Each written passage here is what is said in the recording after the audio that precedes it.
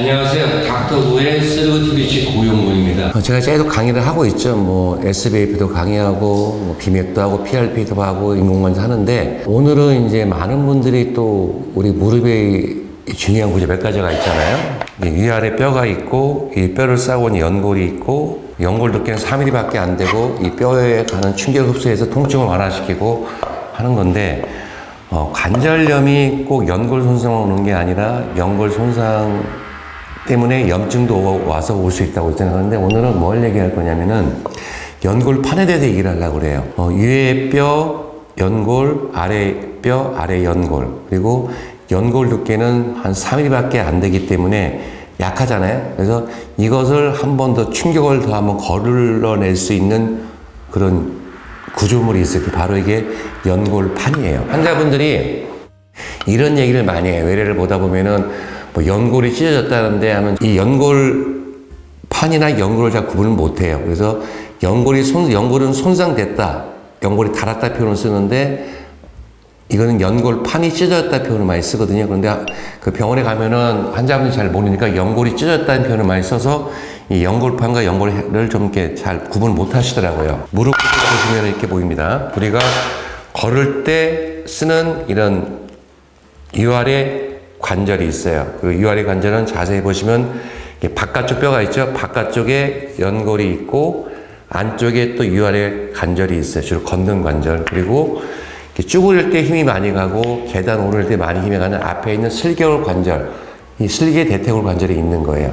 이 관절 앞에 있는 슬개 대퇴골에는 연골판이 없어요. 그런데 이 걷는 관절은 제가 많이 걷잖아요. 하루 종일 많이 걷기 때문에 이 연골도 보호하기 위해서 연골판이 들어있는 거예요. 이해하시겠어요? 우리가 걷는 관절에 바깥쪽과 안쪽이 있는 것처럼 연골도 바깥쪽의 연골과 안쪽 연골이 있고, 연골판도 각자 보호하기 위해서 바깥쪽 연골판, 안쪽 연골판이 있는 거예요.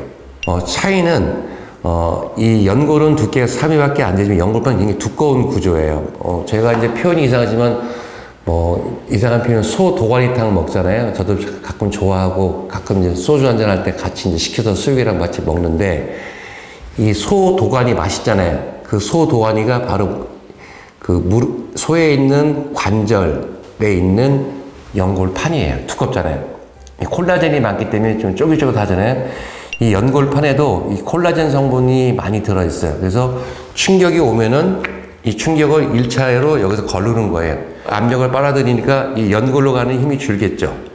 그래서 연골을 보호하고, 연골이 또 한번 충격을 흡수해 주니까 뼈에 가는 힘이 줄기 때문에 통증이 없는 거예요. 인공관절 수술을 하다 보면은 연골 손상 때문에 수술하는 것 같지만 사실은 이 무릎 관절에 연골판이 다 닳아가지고 찢어져서 파손된 경우가 많이 있어요.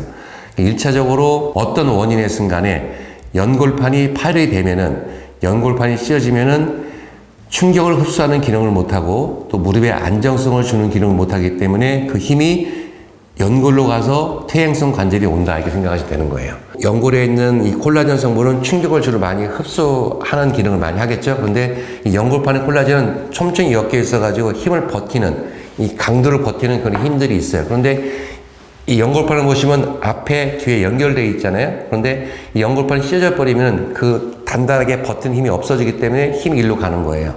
젊으신 분들은, 특히 20, 30대 젊으신 특히 남자분들, 운동 좋아하시는 분들은 운동하다가 많이 다쳐요. 예를 들어서 뭐 축구를 한다든지, 또는 뭐 스키를 탄다든지, 또는 과격하게 운동을 하다가 연골판, 특히 이 안쪽 연골판도 찢어지만, 이 남자분 운동 좋아하시는 분들은 이 바깥쪽 연골판이 잘 찢어진 경우가 많이 있어요. 그러면은 퇴행성이 빨리 온단 말이에요. 여성분 같은 경우는 여성 호르몬이 있어요. 여성 호르몬 자체가 에스트로겐 호르몬이 연골도 보호하고 이 연골판도 보호하는 기능이 있는 거예요. 그런데 어떤 그 호르몬 변화가 생기는 이런 갱년기나 또는 폐기행에 되면 호르몬이 떨어지잖아요. 여성 호르몬이. 그러면은 이 연골도 약해지면 연골판도 약해지는 거예요. 그래서 중년 여성분들 50세 넘으신 분들은 어떤 과격한 운동보다는 일상적인 생활, 집안일 많이 하잖아요. 무릎을 많이 쭈그린다든지 또는 많이 오래 앉아 있다든지 이렇게 되면은 이 약해진 연골판이 반복적인 압력에 의해서 퇴행수로 찢어질 수가 있는 거예요. 그러면은 이게 찢어지면은 마찬가지로 힘이 연골로 바로 가기 때문에 퇴행성 관절이 진행된다고 보시면 되는 거예요. 이해하시겠어요? 그래서 이 연골판과 연골은 다르다. 그리고 1차 방어선은 연골판이고 뭐 젊을 때 운동 좋아하시는 분들이 연골판이 씌어진다든지 또는 중년 때 이런 여성 호르몬의 변화로 여성분들이 연골판이 씌어지면은 연골 손상이 쉽게 와서 퇴행성 관절이 자라기 때문에 이 연골판이 중요하다까지 오늘 마무리 짓고요. 근데 연골판의 구조를 보면은 연골판이 잘 찢어져요. 젊으신 분들은 특히 남자분들 운동하다 많이 찢어져요. 뭐 대표적인 축구, 그다음에 농구, 뭐 스키, 이런 활동적인 것들. 중년성 그때는 연골이 어떻게 찢어지냐면은 이런 격한 운동도 있지만 나이가 들면서 연골판이 약해지기 때문에 가벼운 손상도 올 수가 있어요. 특히 이 중년층이 많이 하는 배드민턴, 그죠? 그다음에 골프 스윙 하시는 분들, 뭐 테니스 하시는 분들, 그다음에 이런 분들이 반복적으로 자기 가다 보면 어느 날 갑자기 연골판이 찢어져 오시는 경우가 있어요. 노화 보면은 아무래도 연골판이 탄력을 잃겠죠. 연골판도 성분이 콜라겐도 있지만 물성분이 많은데 우리 피부가 노화가 되는 것처럼 연골판이 노화가 되면 약해진단 말이에요. 그래서 반복적인 손상, 근데 손상이 큰 게 아니라 일상생활을 할 수 있어요. 특히 여성분들 많이 쭈그려 앉죠. 남성분도 많이 쭈그려 앉는 이런 직업인들의 경우는 쭈그려 앉으면은 무릎에 하중이 많이 가고 연골판에 하중이 많이 가기 때문에 이런 일상적인 생활은 직업적인 생활에서도 연골판이 노화가 됐기 때문에 잘 파열될 수가 있는 퇴행성 연골판 파열이 올 수가 있어요. 실제로 60 넘으신 분들, 무릎이 아프신 분들 찍어보면, MR을 찍어보면은 한 10분 중에 한 30~40%는 다 연골판 파열이 있다고 보시면 돼요. 그리고 특히 연골판 파열이 잘 오는 나이가 있고 성별이 있는데 바로 여성 호르몬이 감소하는 이 갱년기, 폐경기 여성분들이 연골판 손상이 자주 옵니다. 그 이유가 여성 호르몬 자체가 에스트로겐 호르몬이 연골판의 연골화를 보호하는 기능이 있는데 중년이 돼가지고 연골판이 노화가 시작이 됐고 약해진 연골판에다가 더군다나 여성 호르몬이 감소하면 쉽게 연골판이 약해지겠죠. 거기서 반복적인 일상생활을 한다든지 또는 이런 반복적인 가벼운 운동을 하더라도 파열될 수가 있어요. 남성분들은 이 호르몬 때문에 그래도 연골판이 강하기 때문에 파열이 주로 이런 데가 많이 찢어져요. 여성분들은 어느 날 갑자기 걷다가 뚝 하고 소리가 나기도 한다고요. 어떤 나이가 많으신 분들은 버스를 타다가 올라가다가 뚝 하는 소리가 나면서 이 장단지가 아파가지고 고생하시는 분들이 있어요. 바로 연골판 뿌리 파열이 올 수가 있어요. 특히 안쪽 부분. 젊으신 분들은 연골판이 단단하기 때문에 심한 격한 운동으로 순간적인 회전력이 찢어질 수가 있고 많이 찢어져요. 파열이 심해.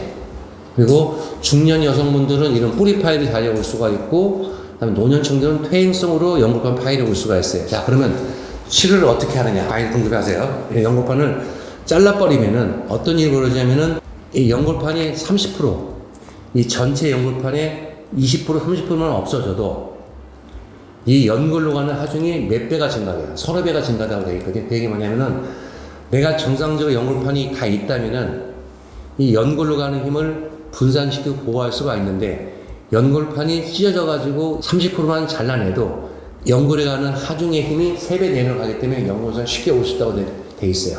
이해하시겠어요? 치료를 많이들 물어보세요. 연골판이 찢어지면은 어떻게 해야 됩니까? 많이들 물어보세요. 꼭 수술을 해야 됩니까? 아니면은 보존적 치료를 해야 됩니까? 답은 이겁니다. 연골판이 찢어졌다 하더라도 증상이 없고 통증이 없고 하면은 굳이 수술을 할 필요가 없어요. 그런데 이 치료도 연골판의 찢어진 부위에 따라 다릅니다. 이 연골판 보시면은 이렇게 보시면은 이 바깥쪽 안쪽 연골판이 있죠. 이 바깥쪽 부분, 이 바깥쪽 연골판 안쪽 부분에 이 밖에 있는 부분들, 그 부분들은 이 관절 이 막에 가깝기 때문에 혈관이 많이 들어가요. 그래서 이 연골판이 3분의 1 해보는 거예요. 이렇게 나눠버리면은 이 바깥쪽보다 3분의 2 쪽은 혈관이 많아요. 저희가 피부에 상처가 나면은 피부가 아물지 않아요. 왜? 피가 나오기 때문에 피 속에 있는 좋은 성장인자들이 상처를 아물게 하잖아요. 그래서 이게 바깥쪽에 찢어진 부분들은 가능하면 공합을 해주는 게 좋아요. 꾸며줘서 혈류 때문에 아물게 해주는 게 좋아요. 자르지 않고. 그 다음에 이 3분의 1에서 3분의 2 간격, 요 사이에 찢어지면은 혈류가 줄어들어요. 요 중간은 상태를 봐서 공합할 수 있고 잘라낼 수도 있는 거예요. 그리고 이 밖에 안쪽에 있는 요 3분의 1 부분은 혈관이 없기 때문에 봉합에서 잘 붙지가 않기 때문에 절제를 원칙으로 하고 있어요. 연골판이 찢어지면 왜 아프시냐면은 이게 찢어지면은 생각해 보세요. 이렇게 무릎이 움직이면 아플 줄 몰라요. 그런데 이렇게 회전하는 양반다리 한다든지 또는 우리가 운동할 때 회전한다든지 스쿼트 할 때 심하게 가버리면은 이 찢어진 연골판이 이 사이에 끼겠죠. 회전할 때 끼면은 찢어진 연골판이 당겨지겠죠. 끼겠죠. 그러면은 요 부분에 끌려오겠죠. 혈관이 있는 데는 당연히 신경이 따라 들어가요. 연골판 바깥쪽에는 통증으로 신경이 있는 거예요. 그래서 무릎의 안쪽이 아프다든지 바깥쪽이 바깥쪽이 아픈 거예요. 이 신경이 자극받아 아프기도 하고 파열되면 염증이겠죠. 염증 때문에 이 찢어진 부분들을 이렇게 만지면 되게 아파요. 그래서 끼지 않게 하기 위해서 이 연골판이 찢어진 부분들을 절제하고 통증을 완화하게. 이게 과거 10년 전, 5년 전만 해도 나이가 많으시든 나이가 젊든 그 원칙을 해가지고 이 바깥쪽 혈관 있는 쪽은 봉합의 원칙, 이 중간 부분은 상태가 봉합하듯이 절제를 하고 안쪽은 절제를 했던 거예요. 그런데 재밌는 게 절제를 했더니 요게 당장은 통증이 좋아지는데 한 6개월 지나고 또 이 젊으시면 1년, 2년 지났더니 통증이 갑자기 오는 거예요. 왜? 연골판을 20%만 도려내도 연골에는 하중이 몇 배 간다고 했죠. 그래서 힘이 연골로 가서 연골 손상 때문에 연골이 닳아 없어지니까 염증이 오게 되고 그 염증 때문에 아프기도 하고 연골이 없어지니까 연골 밑에 있는 뼈에 자극이 가서 연골판은 함부로 절제를 하지 않아야겠고 가능하면 봉합을 하는 게 원칙이라고 느낀 데까지 현재까지 발전됐다고 보시면 돼요. 원칙은 연골판은 봉합이 원칙인 거고 특히 제가 말씀드리겠지만 이 뿌리 파열 같은 경우는 봉합이 원칙이에요. 그리고 어쩔 수 없는 경우는 절제를 하되 가능한 자기 걸 보존하면서 절제를 해야 한는 데까지 제가 말씀을 드리고 다음 시간에 이어가도록 하겠습니다. 저도 열심히 노력하도록 하겠습니다. 감사합니다.